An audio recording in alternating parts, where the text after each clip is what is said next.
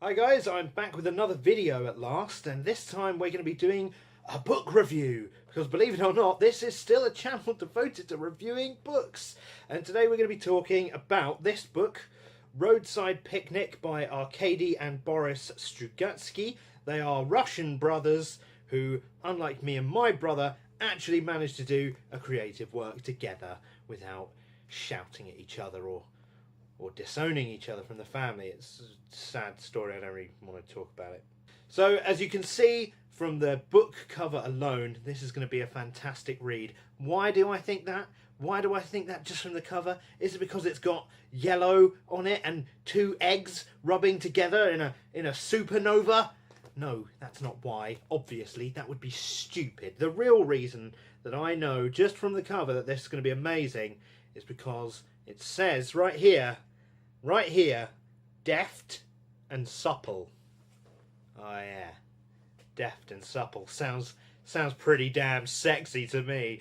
Yeah, it's probably going to be one of those hardcore romance books, isn't it? It's not, no.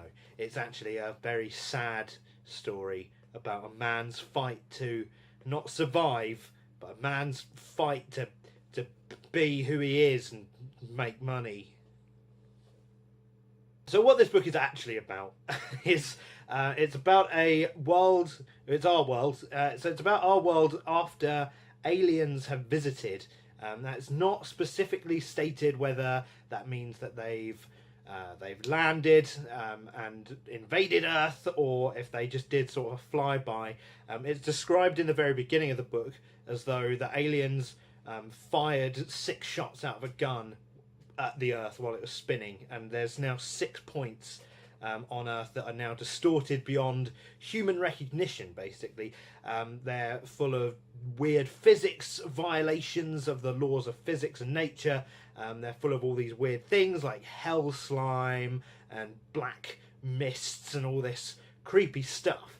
And it's really cool because there's no aliens there. You know, it was an in and out sort of deal, which is where the title Roadside Picnic comes from. There's a bit later on in the book that explains it really well. I'm going to save that for another video I'm going to do, which is going to be about the themes and stuff of the book. It's going to be brilliant, and it's definitely going to come out this time. So the main plot follows this guy called Red Shoehart, who is living in a small town in Canada near one of these zones. And he initially starts working for the government, but on the side he is part of this criminal underworld which is known as the Stalkers. And these are guys that go into the zones illegally to try and pull out salvage and sell it under the table. It's a really interesting story of how a black market economy and like an organised crime thing evolves out of this situation, just alongside this normal everyday research sort of stuff. You know, there's lots of scientists going in, but then there's these guys who are like the super pros, and Red is like the superest super pro. It's not really explained why he's the superest super pro, which is one of the failings, I think, of the book. As much as I loved it, there was a lot that I wanted that wasn't there, and that is because, as you can see, it's really thin. It's thin as it is, and a lot of it, there's both a foreword and an afterword in this book. The foreword is done by Ursula Le Guin. The afterword is done by Boris. I believe Arkady Strugatsky is dead, so he naturally didn't do an afterword for it, but Boris did, and that takes up quite a big chunk of this book as it goes. Like, they're quite chunky sections. The middle of it is less than 200 pages. It is a novella rather than a novel, and I think there's a lot of stuff in there that would have been better if there was a novel, because there's a few characters, specifically one that I felt a bit let down, that there wasn't a really satisfying conclusion to his story. Like, Red's story I think is perfect. Like, the main narrative drive through the book is spot on. It's stellar stuff. Just some of the subplots I think get lost, and there's no real resolution to it, which might annoy you if you really like having a really well-rounded, tight ending. This ending is more open to interpretation, and it doesn't wrap up some of the characters in the best way. I didn't mind so much, because I sort of understood going in that The novel is, well, the novella is a lot more about its ideas and its themes rather than its story, which is something I think a lot of sci-fi does really well, that other genres don't necessarily do as well. And since this is a sci-fi masterwork, yeah, it's a masterwork, obviously that's going to be the main focus, is the ideas behind it, rather than the narrative. And I think for the most part the ideas in there are really well done, which is why I'm going to make, as I say, another video about it, discussing them all in detail. So if you want to, you can check that out when it comes out. The only other thing really to mention in terms of the quality of the book is, whilst I thought the writing on the whole is really, really good. Like the tone of it is fantastic. The atmosphere is amazing. Like, it's incredibly tense, especially when it's scenes of Red or another stalker like going through the zone. Because, like, I described it on Goodreads as those scenes making me feel actually dusty. And that's a strange way to put it. But what I mean by that is really, like, it really immersed me in that world. And I was like, I really feel the effort that goes through doing this. And how dangerous it is and how grimy it is and horrible doing this sort of job is. Even though it's never really described as being dusty in the books. I don't know why, but it just made me feel that way.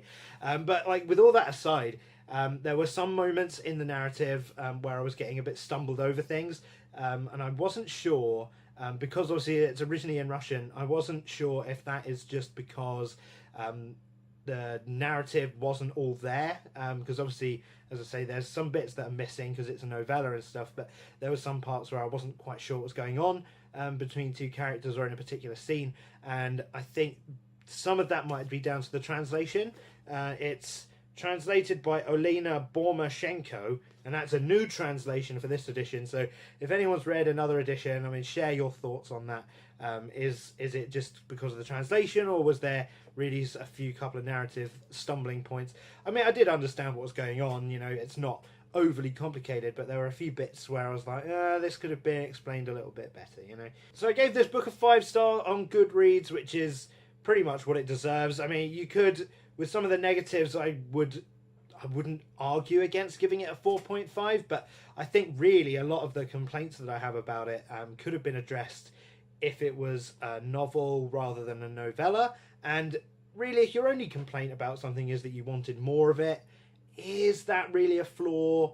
I'll leave it up to you to decide, but for me, this is a 5-star. I'm going to stand by it. Brilliant read, definitely recommend it to fans of science fiction, and I would recommend this one to people that you may know that aren't necessarily into sci-fi, because a lot of the sci-fi themes are not the sci-fi themes. You know, there's a lot of sci-fi tropes that are sort of mentioned but never brought up again.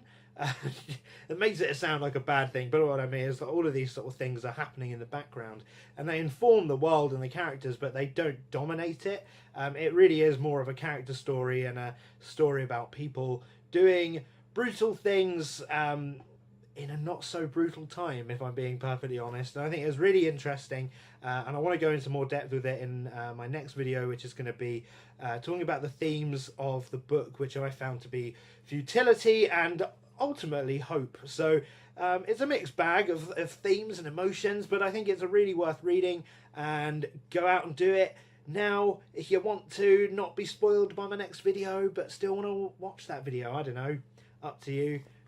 Go and do it. Thanks for watching the video. If you've read this book and want to chat about it, or if you have any other suggestions for books I might enjoy, let me know in the comments. And if you did like the video, do go ahead and leave me a like and subscribe, because, well, it's the only way I can feel any sort of validation anymore. See you next time. Oh, and last thing, there is a major trigger warning for anyone who has ever had their legs melted off by horrible corrosive alien gas.